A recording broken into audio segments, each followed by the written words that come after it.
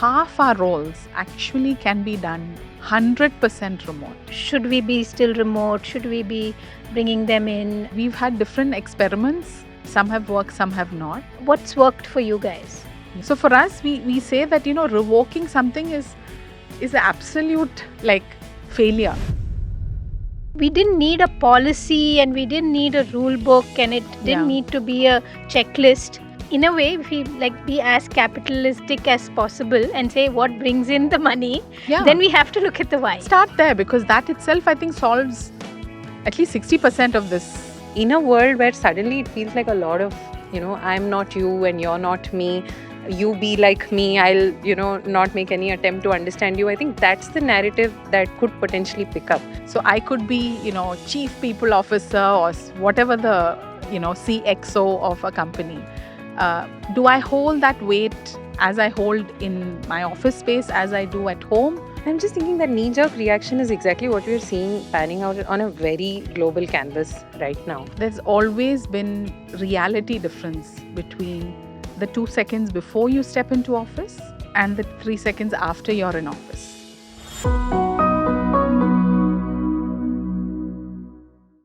Welcome to Small Talk, Work, Play, Build. Today, we have a guest, one whose work shapes the way organizations think about talent, leadership, and workplace culture. She's a true HR leader and someone who has a front row seat into the way the world of work is changing almost on a daily basis.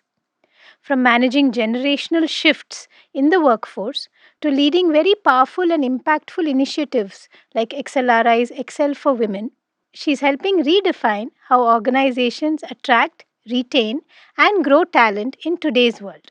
Beyond her role in HR, she's also someone who deeply values connections, whether it's through networking, travel, or meaningful conversations that help shape the future of work and life. We're thrilled to dive into her insights. Please welcome Maya John. Thank you so much. Thank you to the two of you. It's a new experience for me. And as I was saying earlier, still getting used to all the equipment around us. We've also upgraded our setup a bit this season. Yes. But it's a pleasure to have you, Maya. Thank you. And really looking forward to delving into the world of work that you are in today. Ever changing, very dynamic. So maybe just start with telling us a little bit about what that is. I would say it's very exciting weeks, never a dull moment. We have the company that I work with, Verse, is in the digital tech space, media space.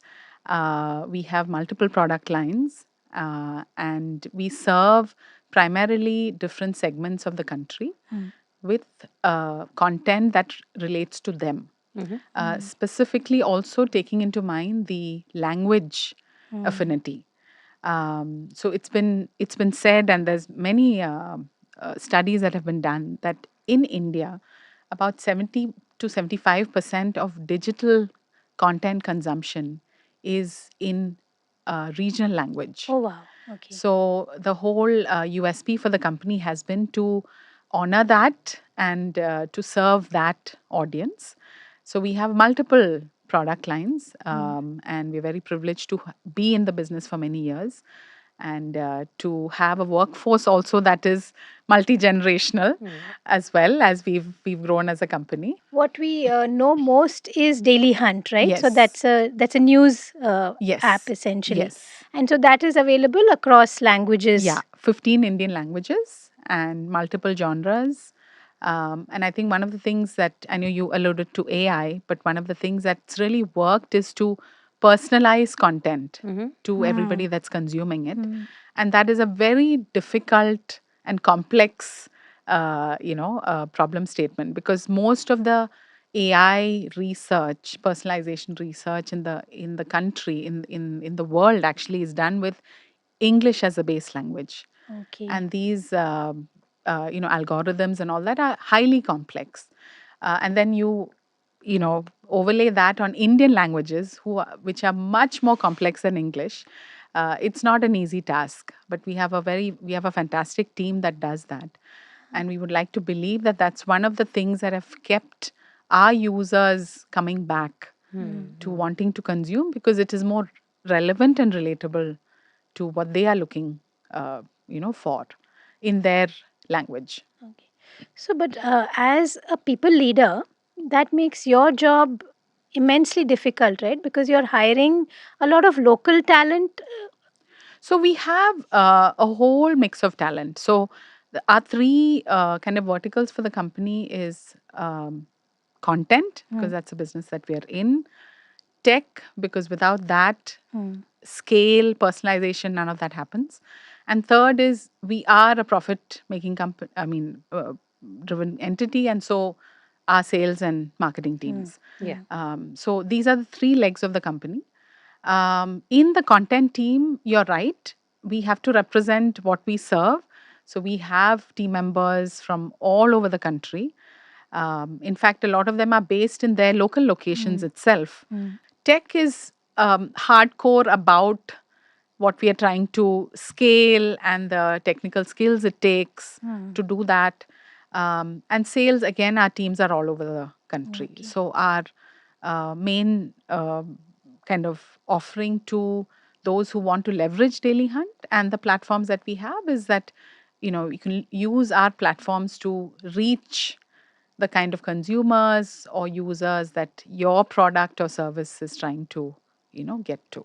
Got it. Got it. So yes, our teams are very, very diverse in that sense, and very passionate about Yeah. what they do.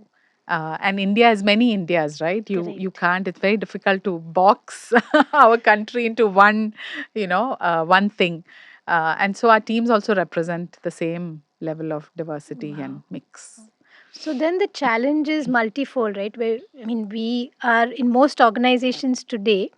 We're looking at, of course, the base, gender diversity, Yeah, but we have multi generational teams. correct. Now you have multicultural teams, right? Yeah. And not only that, hired for that. So Yes. you want that to shine through also, Yeah.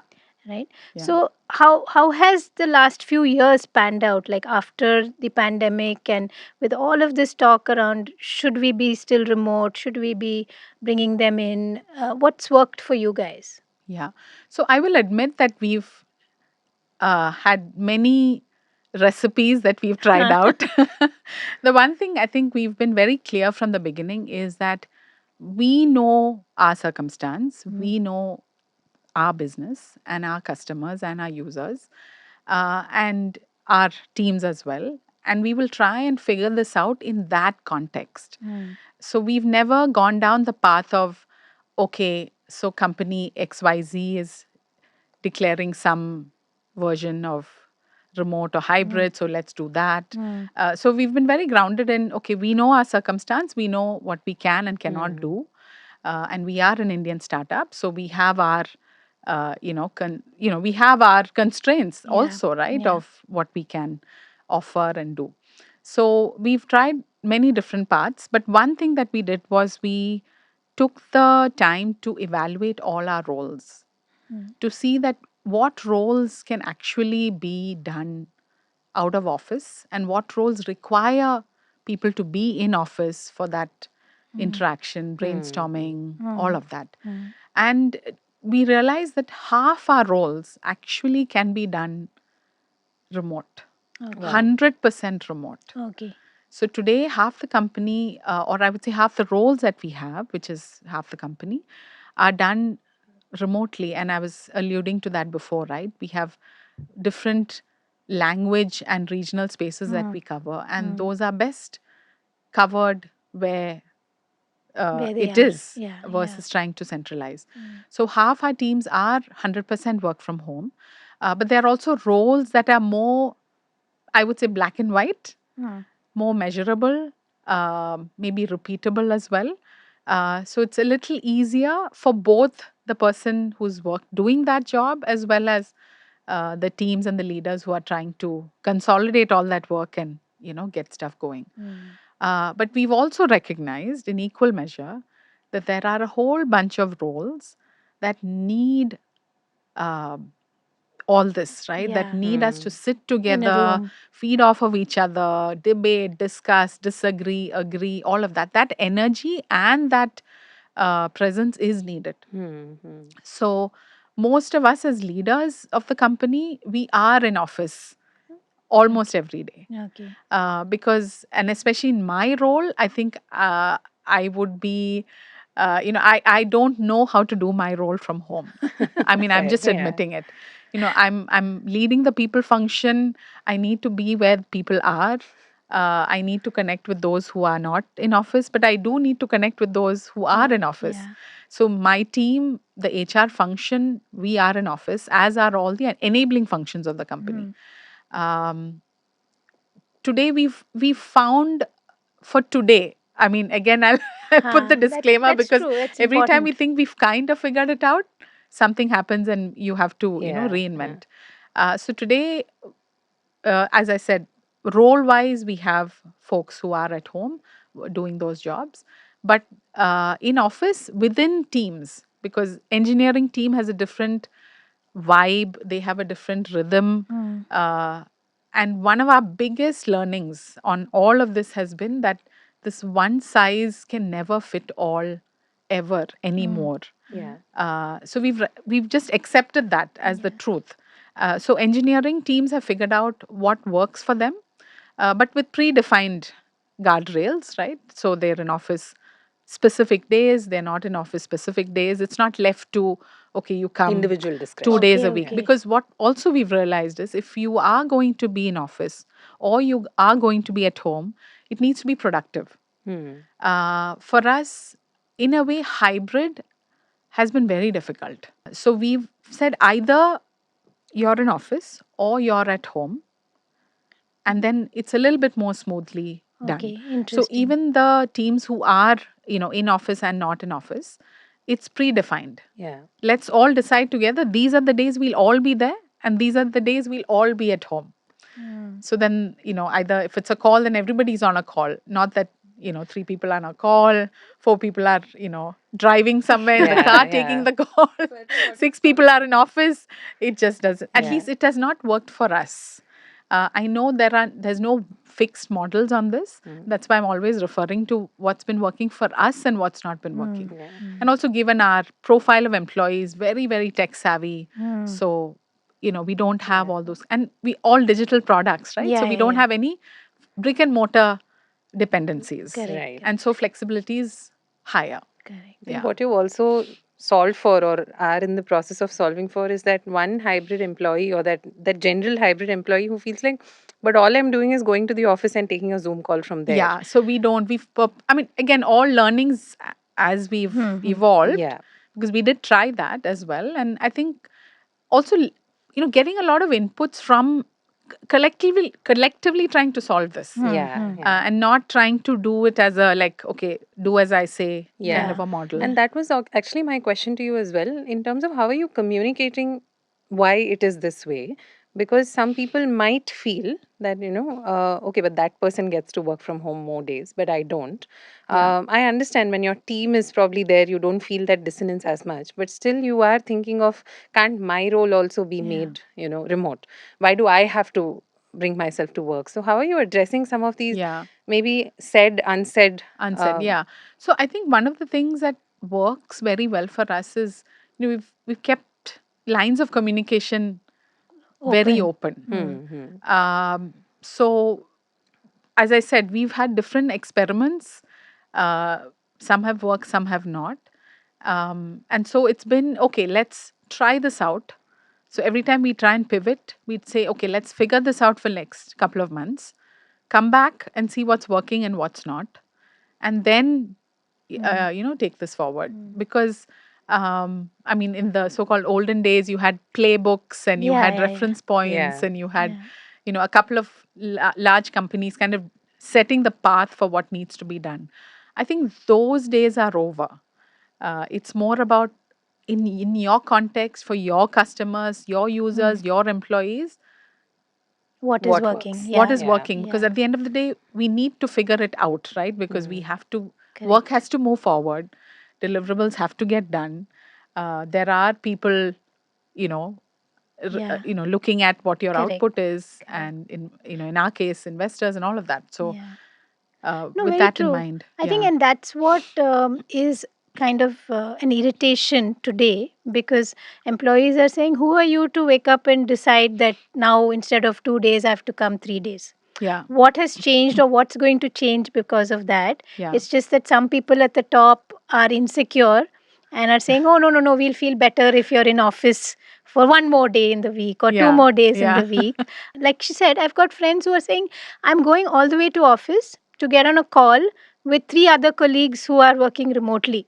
Yeah. So it's just such Yeah. an So I'm justifying irritation. the real estate rather than, Then yeah. So I think we've tried to be as pragmatic, as practical Hmm. as possible.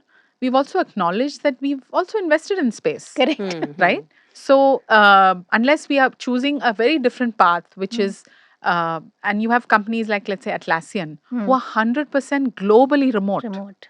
That's one end of the spectrum. Yeah. Yeah. We have figured that for our line of business does not work. We still need, a fair amount of teamwork, in person brainstorming, and all of that. So, yeah, it's, I think, one is acknowledging nobody has the so-called right answer, and maybe there is no right answer. As I said, one size does not fit all anymore. And some things which are more, company wide, so that there is some baseline on, okay, this is how we will do things. Like, for example, we don't leave it to you choose the X days that you're coming. Let's decide which exactly the days are, because it has to be productive. Let's be practical and productive about things. The second is within teams. So, let's say engineering or sales or content teams.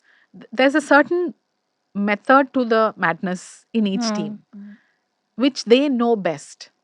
So let them, figure Take that the out. initiative and Yeah. So, and also leading with a lot of openness and trust versus the other way around. Yeah. And if those edge cases come, and they'll always be there, solve for that separately.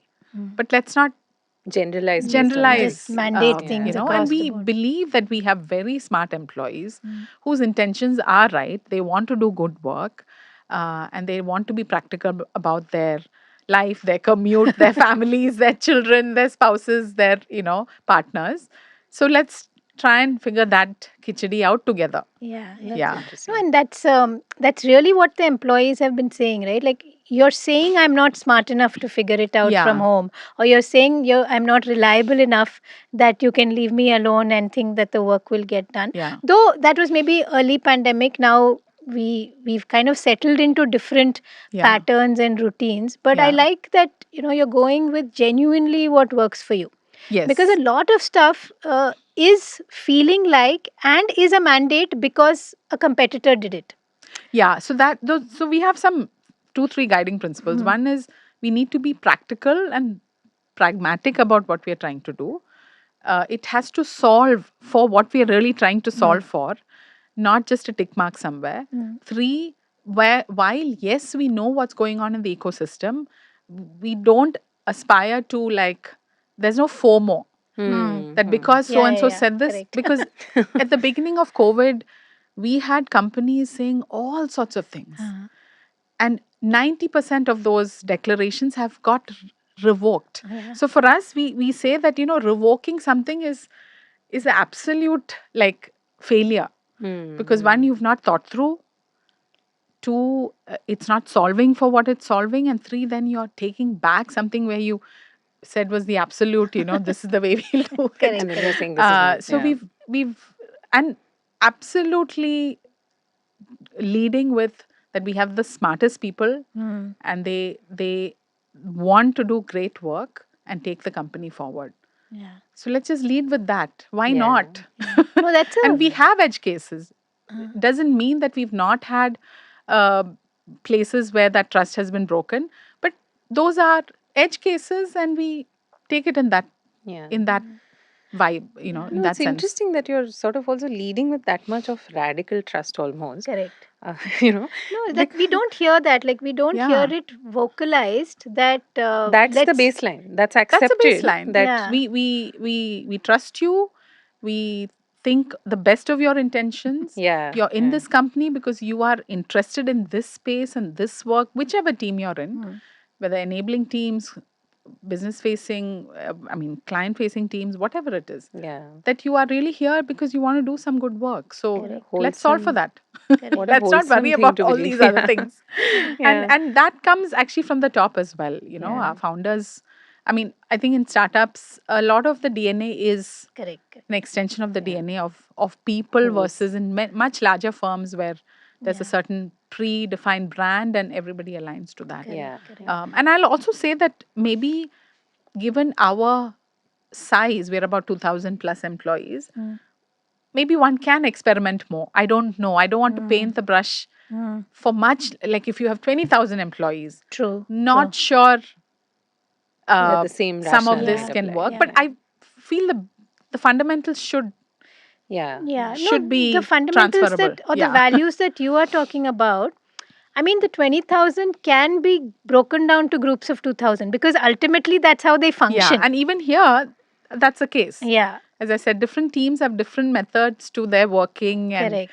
sometimes you don't understand it, sometimes you do, but it works for them. It And was. so, Huh. Yeah. yeah, Yeah. let's But Yeah. also, I mean, figure it coming out. back to that aspect of trust that you've spoken about, one very real thing that gets in the way often is generational bias. I Yeah. think all generations survive on the belief that the next one is horrible Yeah. and doesn't know We what they're know doing. best. We know Yeah. better.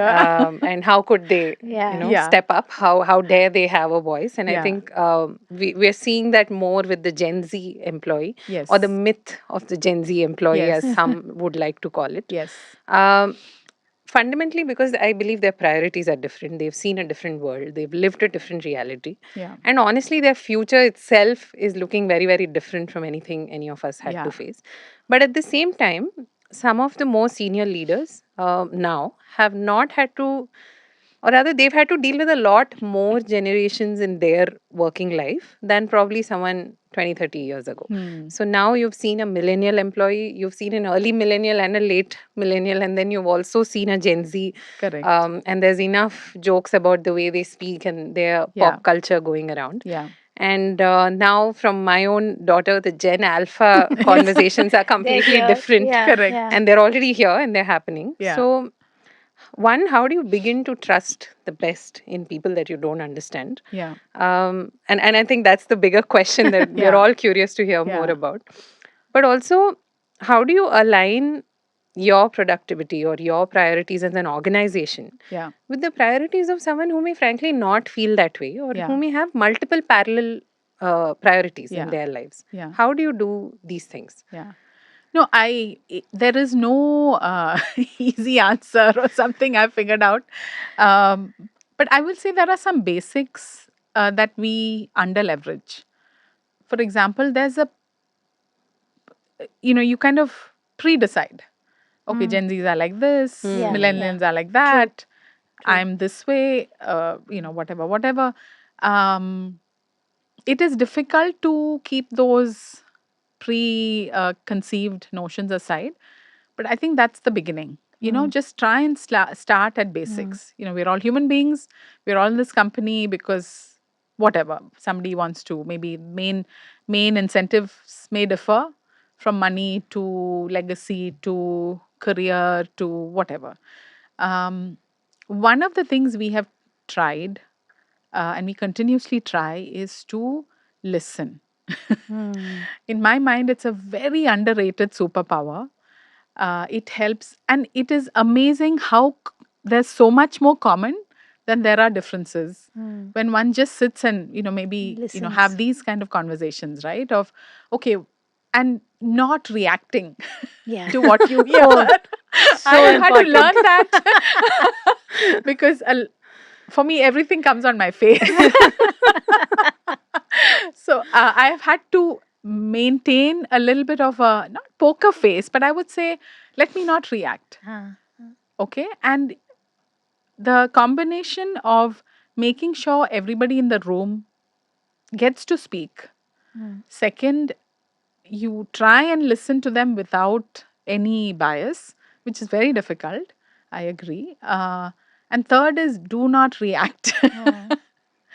um, because or more find out why they are saying something like that. Yeah. So we've um, one of the biggest things, especially for more seasoned managers, is this ability to completely unlearn. Hmm. So I can say, okay, I'm 23 plus years of work ex, and I think that used to hold a lot of weight because there was a certain Yeah, yeah, yeah. linearity to the Correct, world. correct. And so my learned experiences and the accumulation of that really helped Correct. in the next 3-5 years of a role that I'm doing. But today I will even go as far as to say that the 23 years helped for the last 23 years, but Wow. not sure if it will help even for the next 6 months Hmm. if one does not have the capacity to, one, know that it may That's not it. Yeah, help yeah. at There's a all, limit. and two, if you can't listen without bias, and if you kind of can't figure out why somebody is saying something that they say. Yeah. um No, I have because seen that. people really struggle with that. I've struggled it with it myself, but maybe when you're more conscious of it, you try. And Definitely. any generation, I think, if they see you attempting to learn what they're trying to say and interpret and all of that, then I think there is, the doors Yeah. slowly do Correct, correct, open, Yeah. correct. the lights do come on, Yeah, yeah. you do Yeah. figure out things. And I think the other thing is, um, the ego that usually comes with Hmm. experience. Hmm. It's I very am so real. and so. Yeah, I yeah, yeah. had whatever, Yeah, blah, blah, blah. Um, it just, it yeah. actually, your worth or your expertise or your value add now is actually nothing, very little to do with what got you here. Hmm. And I think for a lot of us, including me, you've earned those gray hair and the wrinkles and all Correct, that, correct, right? correct. And now, you're realizing, okay, I have to start every day as Yeah, yeah. a new day, and Correct, and yeah. see what my value is and where can I add, Correct. something here. Because we were taught that, right, repeatedly, that it is a very linear path, and every year you're one more year senior, and hence you are better, and Yes. hence you are the leader. And so, Yeah. like you said, 23 years of work experience we have, but the CEO is a 23-year-old in Could some place. be, right? It So could be. Or it it's could be the a huge. 65-year-old. I mean, Correct, correct. it's It so doesn't matter different. Yeah, anymore. And It's yeah, so yeah. different. correct. Yeah. No, and a lot of conversations that I have, and typically I'm interacting with that middle manager, let's say, middle in age and position. So in the Yeah. 40s, Yeah. managing team. So they've put in those 20 years. And so, like you said, that it takes a while to chip away and say awareness is the first thing. Yeah. Do you understand who you are? What your values are? What are you bringing? Yeah. How are you projecting that onto that? The Yeah. expectations you're creating, Yeah. right? Because you're like, listen, I've been here, I know it, Yeah. and this is how it has to Yeah. be, right? Because if you can't forge those pathways, right, Mhm. then you are you don't understand what you're trying to solve for. Mm. And then it becomes knee jerk because I'm And also. then it's you're trying something because you think it's that and you're solving for Mhm. it, whereas it may have nothing to do with, maybe the problem statement itself is wrong. Yeah, you yeah. know Honestly, I'm just learning so much from this right now. yeah. I'm just thinking that knee jerk reaction is exactly what we're seeing panning out on a very global canvas right now. Yeah. Um, I think when we first recorded the episode on DEI, from then until now, I think the backward strides just keep getting bigger and Yeah. bigger. Mm. Yeah. And just this morning, there was an article that said, there's not going to be a diversity mandate in educational context either, which means you're actually just nipping it in the bud Yeah. where it had potential to grow. Yeah. Yeah. What's your take on that aspect of where we are headed as a corporate world? Yeah. Not so much in the context of, yes, we know diversity is important. We've achieved so much place, Yeah. but in a world where suddenly it feels like a lot of, I'm not you and you're not me, you be like me, I'll, not make any attempt to understand you. I think that's the narrative that could Yeah. potentially pick up. So how Yeah. do you just kind of preempt that and make sure that no one's feeling left out, no one's feeling like, okay, my voice doesn't matter? Matter. Yeah. No, I think maybe the case in all countries, but I feel in India there's always been a reality difference between the 2 seconds before you step into office Hmm. and the 3 seconds after you're in office. Hmm. So you're literally in parallel universes. So true. Because the country, society, there's so much of baggage on the roles of different people, whether by age, by gender, by religion, by caste. Like there's the whole khichdi there. Yeah. And then you step into, let's say, if you're working in an MNC, it's Swanky. it's a different universe, right? Where it's okay, it's on merit. Yeah. Yeah. You bring you do you, Yeah. Yeah. and you grow as you do. And then when you commute in and out of these two worlds, it's there's a lot of contrasts and contradictions. Yeah. So I could be chief people officer or whatever the CXO of a company. Do I hold that weight as I hold in my office space as I do at home? There's deltas there. There could Correct. be deltas for people. Yeah. So I think that already It's part and parcel of is how there, we live. Yeah. right? Yeah. Everywhere, whatever, whether it's on a gender scale, caste scale, whatever, right? So there is that. Why are you doing this? Hmm. So, for example, if I take, we have products and services. We are serving Bharat, India. We need to represent that in the company. Otherwise, we will never know who we are serving and we will never know what we need to bring to market. Hmm. So, if you keep that in mind, I think you don't need to get twisted into, okay, what is the percentage of this and that and put a target and all that. Because if you want to serve your clients and users, you need to have that represented in the company. Yeah. If we are serving a Tamil audience and we don't have that Input. vibe of that Yeah. audience Yeah. represented here, how would we serve that audience? Yeah. Correct. Yeah. Right? Correct. If you just take the gender lens, the world is, 50-50. Correct.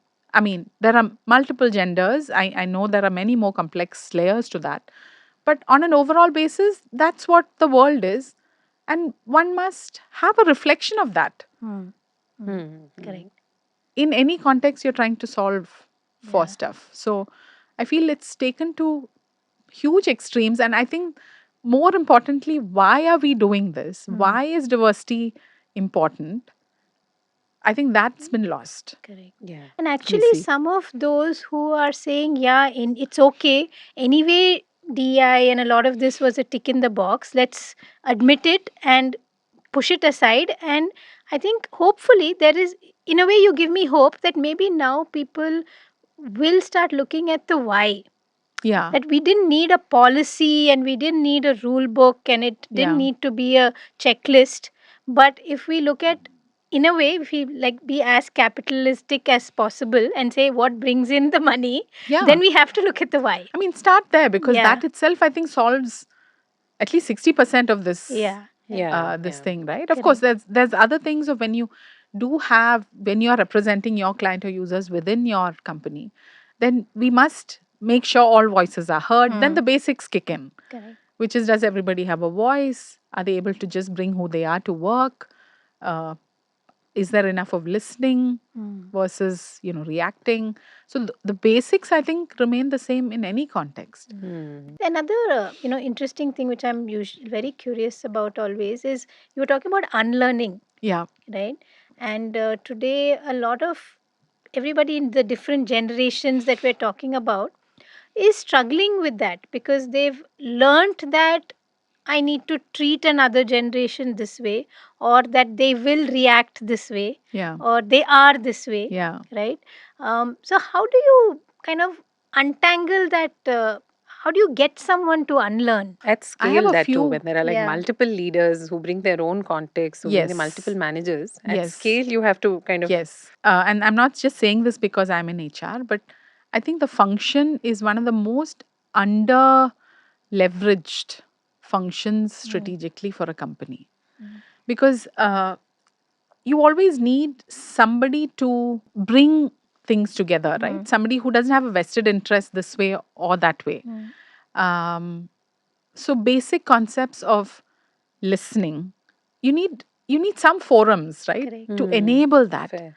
And individual functions, other functions in the company don't have that patience or bandwidth or maybe interest as well. So I look at HR as team that is able to and that has the potential to drive all these basics that can be very strong foundations for a company. So bringing in that listening culture, trying to have very open discussion where managers can have very open discussion saying, hey, I just don't understand this. Yeah. Those safe spaces, right? Where Correct, you correct. can True. have like, okay, what am I doing wrong? What could I do differently? Yeah. They may not want to ask that of their managers. They may not want to ask that of their teams sometimes, right? So I think in this unraveling or kind of trying to unpuzzle all this, I think the function has a big role to play. Provided that the company sees the function that way. Now, that's also an if, right? So Correct. I think there are two like make or breaks in my mind. One is the true intent of the top leadership team. If they are vested in trying to understand whether it's multi generational, whether it's the work from home or hybrid or whatever, I think if intent is there, yes. And when the function, HR function is looked at as a very strategic one, I think that this combination of both these things, I think a lot of things can be sorted out because unlike before, as we said, there is no playbook, there is no reference point. Correct. You're solving for your context, and your context is different from every other's. So, And it's also probably best understood by that mediator rather correct, than, yeah, correct, yeah. correct. So there's a lot. It's a very, I would say, an exciting time to be in the function, but the responsibility also Much higher. is much sure. higher then. No, that is definitely because the patterns get set in, and I've had conversations where senior leaders are saying, "I get it, like this is a nice way to do it, but what did I do wrong? Like Yeah. it worked all these years, Yeah. right? Like Why suddenly, is it suddenly not Yeah, working for yeah. me? So, yeah. yeah, And I think that's the thing that changes are very sudden nowadays. Yeah. It's literally, overnight. Sometimes you just blink and you're like, oh, okay, wow, Yeah. correct, this correct, happened or this is coming our way or correct, correct. So now, when you like kind of say, okay, we are where we are, and we look at what's going to hit us in the next few years, Yeah. right? Be very unlikely we can just continue these structures and these ways of work. Yeah. Something is going to give and something is going to change, especially you are in the AI space also, Yeah. right? So the way of actually doing work is probably changing on a Yeah. daily basis. So what do you see as some areas that you will, you may not have solved for, but you see coming maybe a little bit, that these are some challenging things still to figure out? Yeah. So I think one seminal moment or period is definitely COVID. There's period before COVID and there's period after COVID. A lot of things changed. I think the whole, power equation that was understood that the employer was more powerful than the employee. For time immemorial, it was like that. Correct. Yeah. That got shaken up. Second, how does one work? Or is output more important versus how we go about that work is more important? The whole hybrid and in office, all that. Even us as a company, we work 100% in office. We strongly believed that there was no other way that work could get done. Like to the core of our being, that was it. So that got completely, there's a total upheaval on that fundamental basic. Third, as I was saying earlier, all the learnings of the last so many years always served for the next coming years. And That also is that out. rule also Yeah. got Yeah. broken. Yeah. Fourth is that this these years and the years to come is when a very different kind of workforce is coming into play. And so the nature of companies, the nature how of structures, the nature of products and services that will come out is completely game changing. I mean, completely game changing. So um, one can be overwhelmed saying, oh my gosh, why me? One is overwhelmed. One is Just overwhelmed. listening to. Yeah. Or you can look at it as you have an opportunity in any function to write your playbook Mm. because you have that opportunity to define on any of these parameters or all of it how things get done with no baggage of the past. Mm. I think that's a big privilege if you look at it. Yeah. Interesting. When Yeah. have we ever had that privilege? Because usually you enter and you're repeating Correct. It's set rules. set rules. Mm. The rule book has got burnt. Yeah. The ashes are lying somewhere there, right? So I look at, like, for me, I would say what's most exciting, especially in my role, is that I get to decide how a company moves forward with all the inputs that we have in the team, with no Baggage from the Yeah. past. Yeah. Um, No, but it that's requires a certain muscle. correct. It requires you to be excited by that and not be overwhelmed.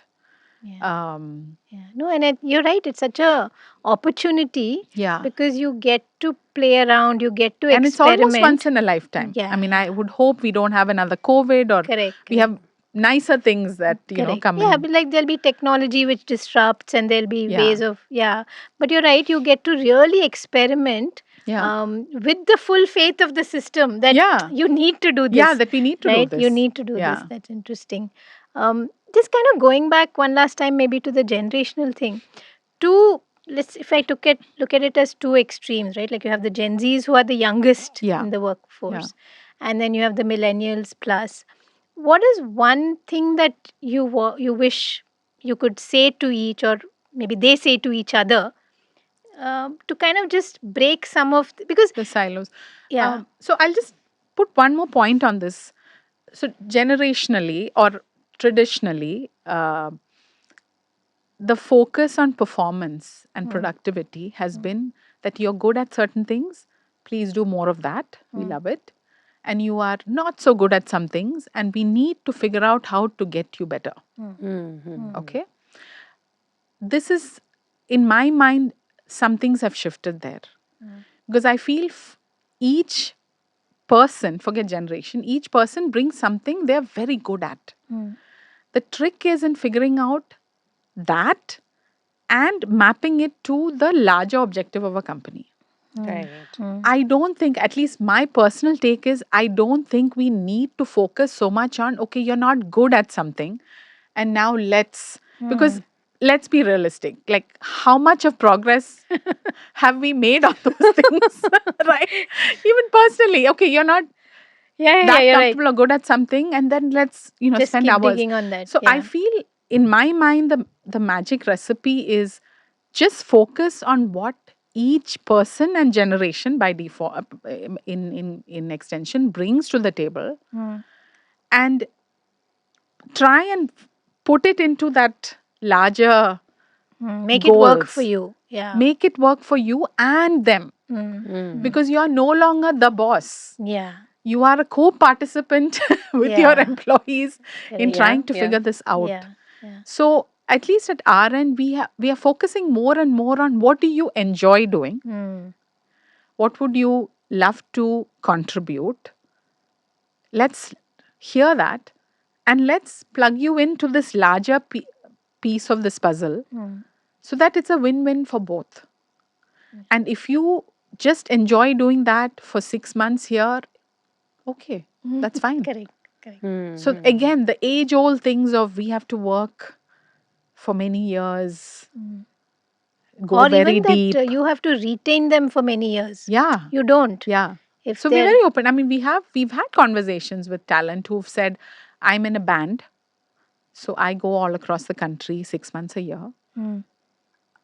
I'm very good at this, but I can give only 6 months of my life for Wow. this. wow. So now it's in your hands. If you're open to that, you get the best of what that person has to offer, but you have to figure out your so-called org structure and So you continuity. would take and them for 6 months? So we have tried. We even had a college student. They're not technically allowed to work full time, but we got special permission from his college, because he was so good at what he did. Wow. And he was with us for about, maybe 2-3 quarters, but as a full-time employee, in a sense, not as an intern. Yeah. But that's a lovely idea, no? That you come, give me your best 6 months, and Yeah, but if you look at it traditionally, you could never do that. then Yeah. my org chart, Yeah, but also there's my that little reporting. alarm bell that goes off in my head that says the moment he leaves, what now? Like what happens to me? So that's what I'm saying. If you want the best Yeah, of everybody, then they come with these their terms T's and and conditions. C's, and it is in the company's interest. You can say, hey, no, I can't deal with all this. Okay. Give me a couple of years, you go. That's one way. Hmm. But I feel in the years to come, the companies will lose out if that's the approach you take. But the other side of that is then you have ever evolving team structures, ever evolving org charts, Yeah. ever evolving comp structures, and you need to have that nimbleness and flexibility to accommodate Correct. and work with Yeah. this. Um, And honestly, there are projects that are only 6 months long sometimes. Yeah. Yeah. It's not like you need Or maybe- everything Yeah. forever. and definitions of loyalty, definitions That of definitely. productivity, they're Yeah. all That Yeah. for sure. all changing, all evolving. So Correct. I really, I've said this many times that I really feel it's a privilege to lead this in this Environment. timeline Yeah. because you get to define and evolve structures and frameworks Yeah. that can be totally unorthodox, Yeah.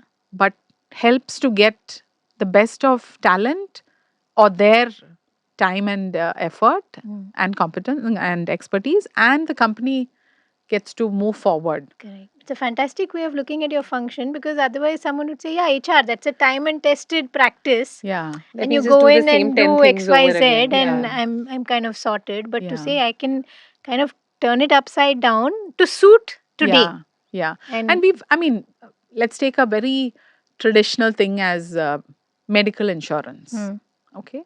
So if we don't recognize that families are there are different types of families Correct. now, different types of support systems, and different people that one calls family also, Yeah. considers family also. If you don't recognize and accept that, then your policy, let's say your very traditional medical insurance policy also is failing yeah. to do its work. Hmm. Because in our context, for example, we don't have a predefined definition or whatever we are putting on family. So the employee says, this is my family. And that family, of course, within the number of people and all that is all, Correct. within the larger Regulation, yeah, framework, is covered. No questions asked. yeah. You are living in, you're married, you're same gender, Doesn't matter. it's your definition of family, and the company is trying to buffer, take care and give some, kind of cover for your medical expenses. So we've learnt this as we are evolving. I think there are many more things we'll still have to do, but I think my overarching headline will be: don't put your head into the sand and say, this is how I've done things, this Yeah. is how companies work, this is how things have to be structured. Because the pace of change is literally like you can't keep up. You're breathless Yeah. trying to keep up with stuff. Who would have thought, right? Like Yeah. in people management or in Yeah. running Yeah. organizations, which are, finally, to have content engineering sales is a pretty Yeah, those are normal traditional- set of silos or Yeah. business lines. Correct. Right? What you're saying is you're bringing the best of the best and you're letting them have the freedom and the flexibility to Yes. do And the work the way they do. I would say we've had more success than not. Sometimes new things that come, even you need a little bit of time to figure out, because the thing is, there's always that thing of it needs to be solved for scale as well. I can't solve at a person level, not Correct. yet. So you have to bridge those Yeah. two, Yeah. and you have to still be, good use of the Yeah. resources and the budgets of the company and all of that. So Amazing. Lovely. So I think just kind of taking off from here, the other large initiative that you're part of, right? Our alma mater XLRI's Yeah. Excel for Women, which is essentially to bring more women back to the workplace. Yeah. Right?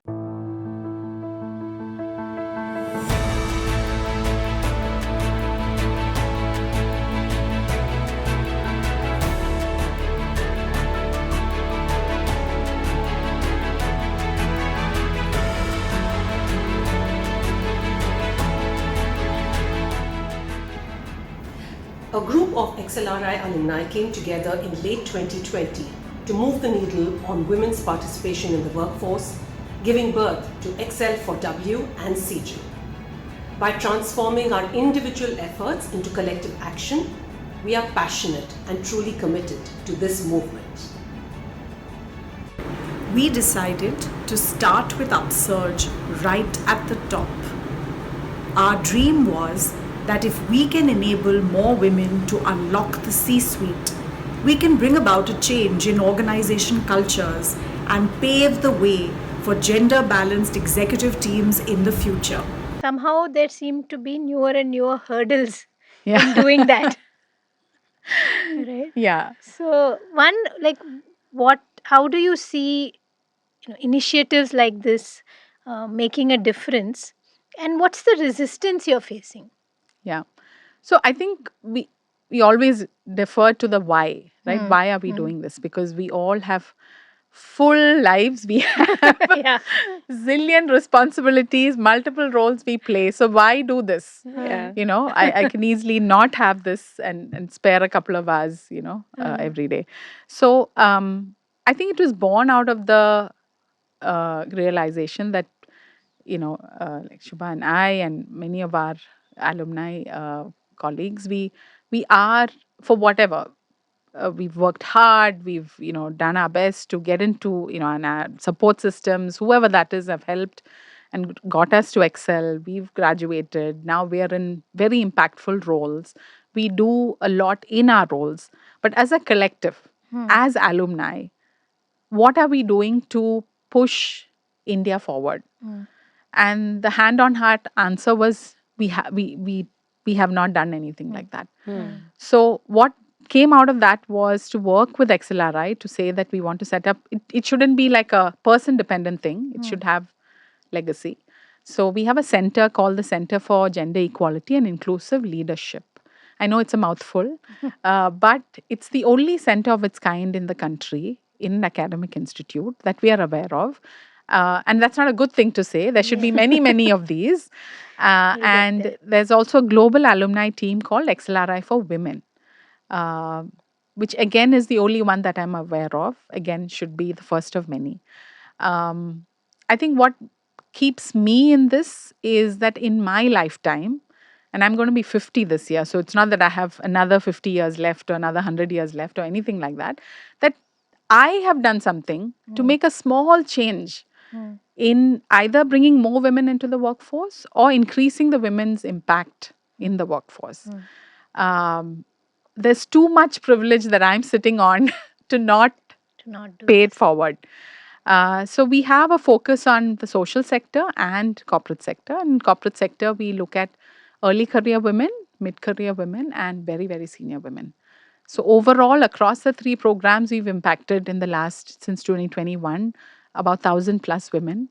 And because we're a very unique group where we're doing this because we want to make a change and nothing else. Not affiliated to any Affiliated to anything. So there's a lot of passion, and we measure it in a very real way. That are these programs making a change, helping young and mid career and senior women kind of be more impactful in their roles. So it's been on since 2021, and every year we are like, okay, we have to do more, we have to do larger. But hand on heart, I think many years from now, these are the things that I will remember more than any work related project, because you really put your heart and soul to move the needle Correct. at least a little bit. No, and I've been with you in some of those forums when you can see the impact. It's Right? it's like a drug, It is. You just you find hours and energy that you didn't know you had Yeah. to this. Correct. Yeah. And you also see that your privilege shines even further, and you just want to do more. Yeah. Right, because you hear stories Yeah. and you hear the struggles, and you feel like, oh my God, even today Correct. support Even now we're system. talking about these Yeah, things. support Yeah. system struggles, manager struggles, promotion, maternity. Like oh my God, still is Yeah. we haven't cracked this, we haven't figured this out. Yeah.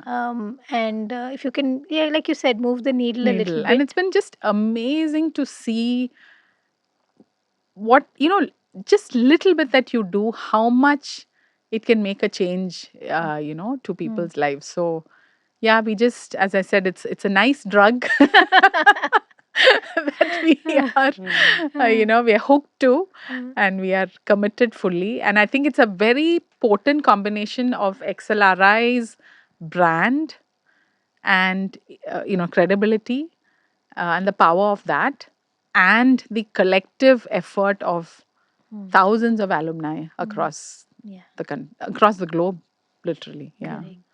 Wonderful. Just learning, I mean, so much for someone who's in the very early days of figuring out what does leadership even mean and what does it mean to me.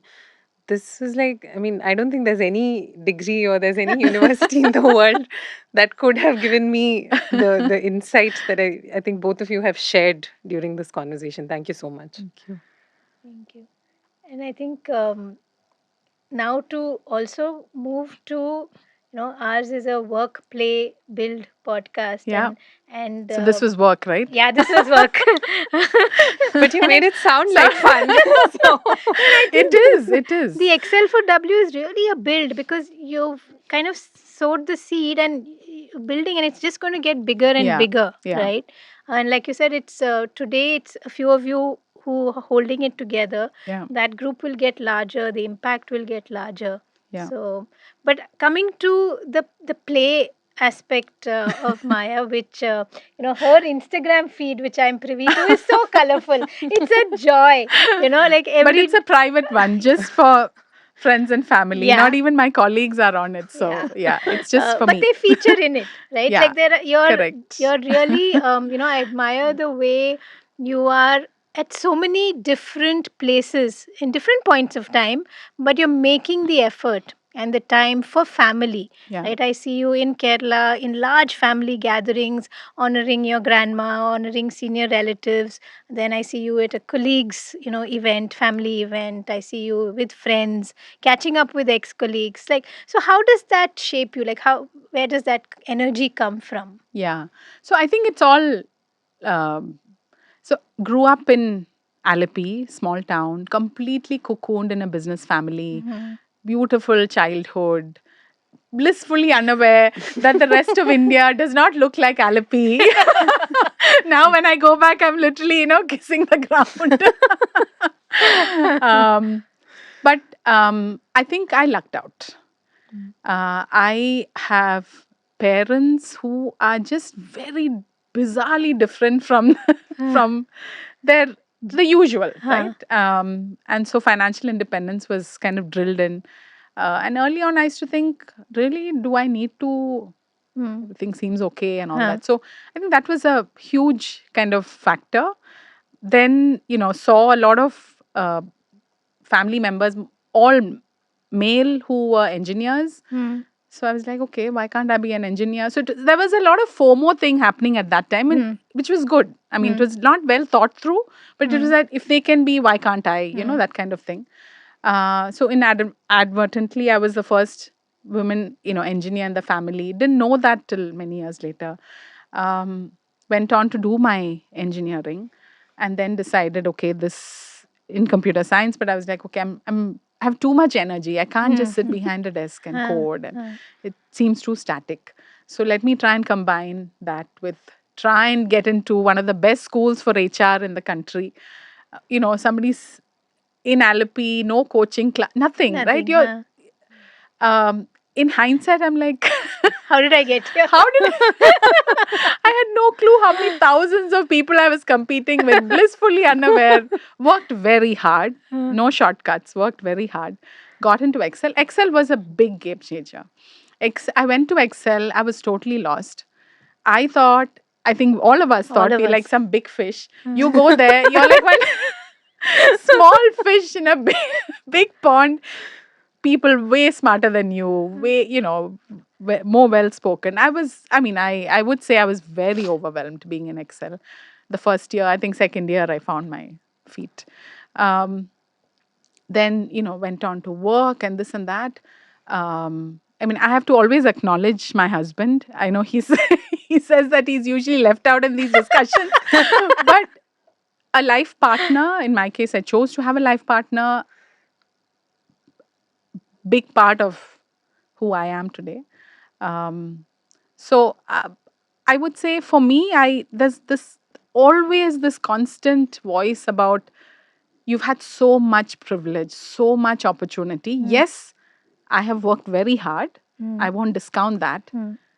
But there was luck, there was circumstance, sometimes there was, funding, all of that, right? So I cannot, like, I am so I'm overwhelmed with the privilege I have, that I can only balance it out with, you know paying it forward, whether it's Excel for W, whether it's being there for family, whether it's all of that. And I think one big moment that I always refer to is I very close to both sets of grandparents, but my mom's dad passed away a couple of years back, and I got to spend 5 days with him at his bedside.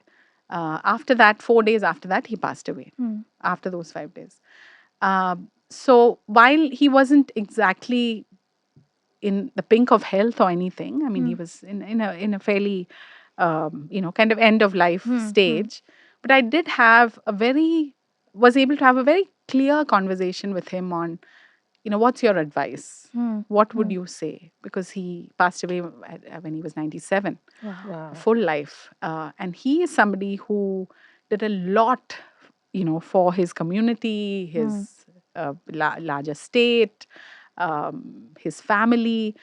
So there was already, there was a role model in play, as with a couple of other elders. So he said, the only thing that matters when one is at the end of life is what have you done? What have you given back from when you were born to now? What difference did you make?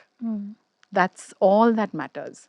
So it was very, like, it was one of those things that one is the privilege to be with a grandparent. Yeah. A lot of us don't have grandparents. And two is to be with a grandparent, just 4 days before and for good amount of days.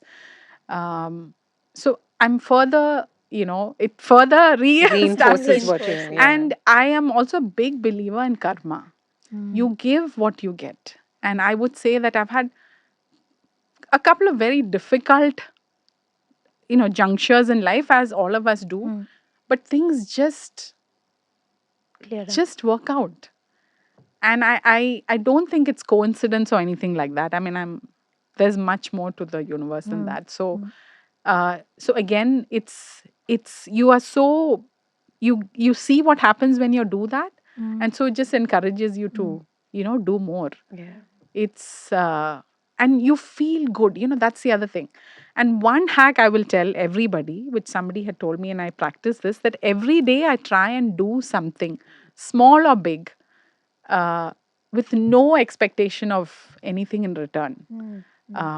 So let's say today is this podcast. Not that there's some big pearls of wisdom, but it is an effort. It is Yes, half day yes, away from yeah. work. And I kept telling It her, is she difficult said to come. yes in a heartbeat. Yeah. She didn't. So Yeah.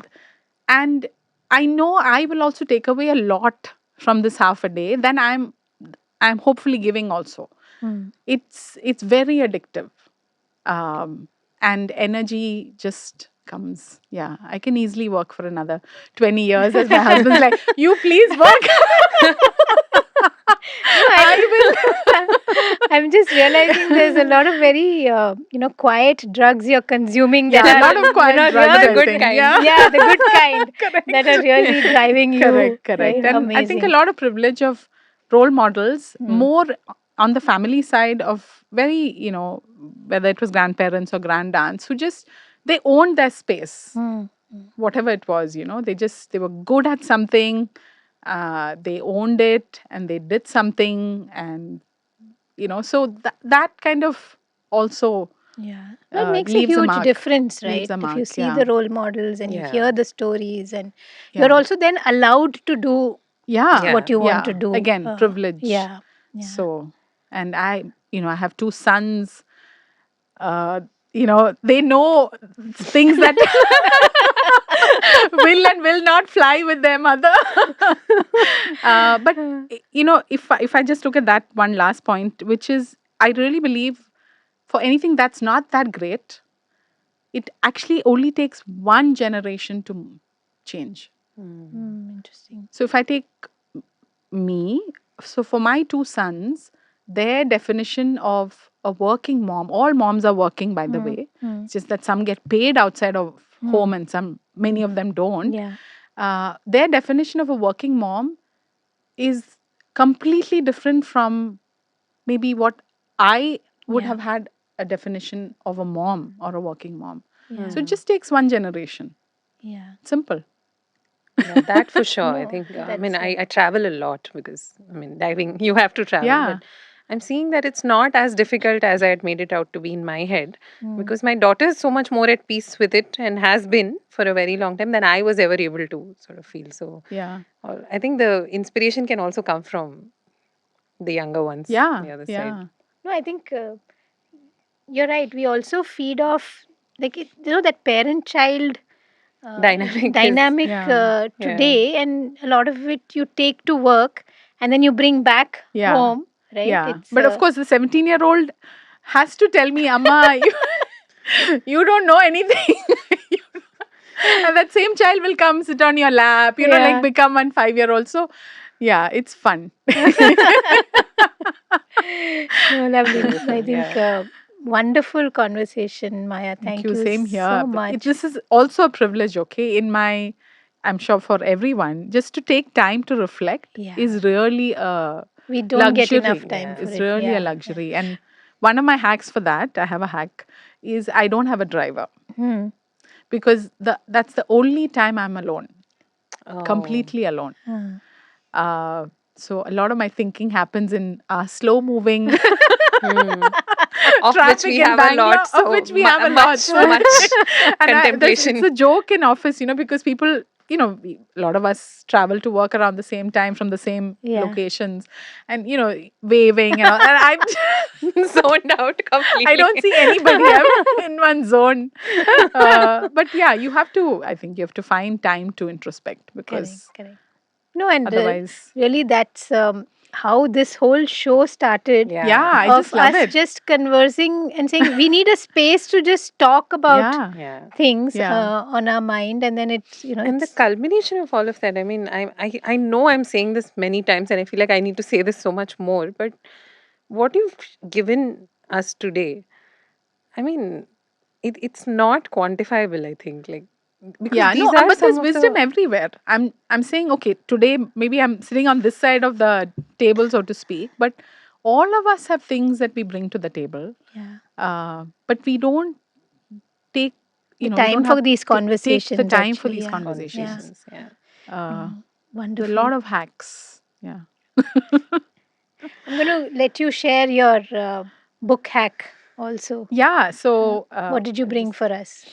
So this was recommended by a colleague, and the context was that his mum at that time was very, very unwell, and he was just struggling to make life meaningful for her at that life stage. And she passed away a couple of months later. But he recommended this book. I mean, I just thought it'll be very, like, it's called Being Mortal. Oh.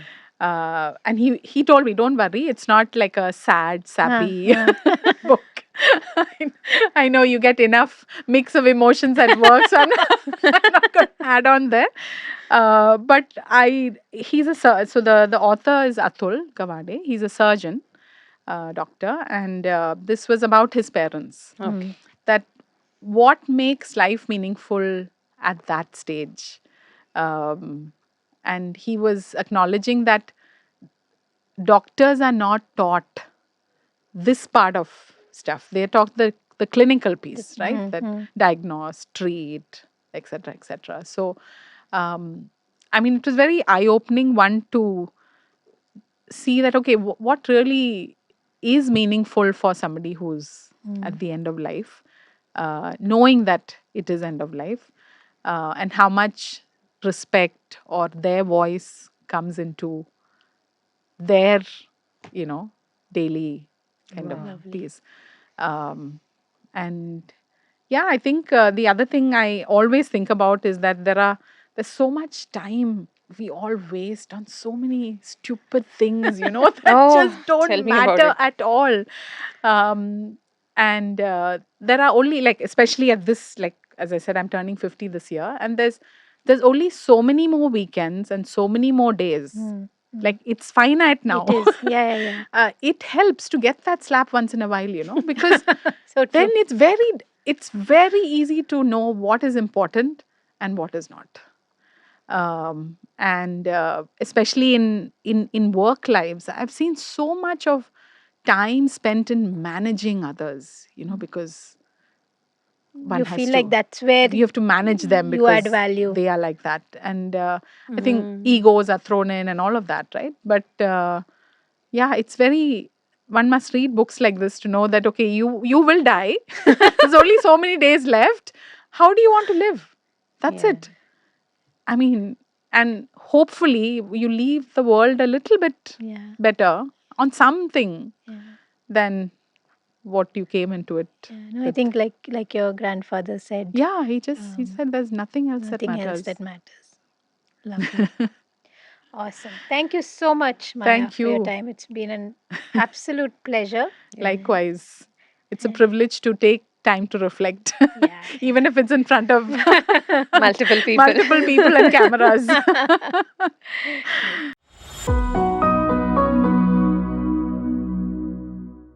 so now our segment of read, watch, listen. And today I have a read recommendation for you. It's called Not Everyone Gets a Trophy. And while it says millennials, I think it applies to different generations across the workplace as we move along now. And something that, as managers and leaders, is always a struggle, that how do I get people to do more work, and why do they seem to want a reward for everything? Right? And that's the premise that this book starts with. But it gives you wonderful insights on how to manage young teams, how to manage changing kind of expectations across generations, and to really understand that a lot of how we behave at work comes from our value systems at home, and how we've been influenced by our environment, and what we are privileged to have or not have as we grow up. So this is a great read for any people manager, or even a parent maybe. So check it out. And what about you, Hasita? So today my recommendation is money. Of course, money is damn good. It's nice to have. But also the thinking around money. We all come with a lot of scripts and narratives of how we think about this thing. Are you supposed to feel good about making money? Are you supposed to feel guilty about it? All of that, right? And I myself have had my own journey with saying, oh my God, I'm so insecure about money, to coming to a point where it's become the language of business, where I'm able to now think about, okay, what financial decisions would make sense for my life, both as an individual and a person in business. And so the book that I have for you today is called The Psychology of Money. Of course, this book has taken on a life of its own, and it's very pop culture popular right now. But nevertheless, a really good read, which challenges our own beliefs and notions around how we perceive this green thing that we all love so much, but we hate to admit. Thank you for tuning in to today's episode of Small Talk. We took away so much from Maya's presence here and her energy as well, and we hope you did too. If you enjoyed this episode, please like, share, subscribe, do all of those things that will help us get great distribution. And if you have any feedback for us, you know where to find us.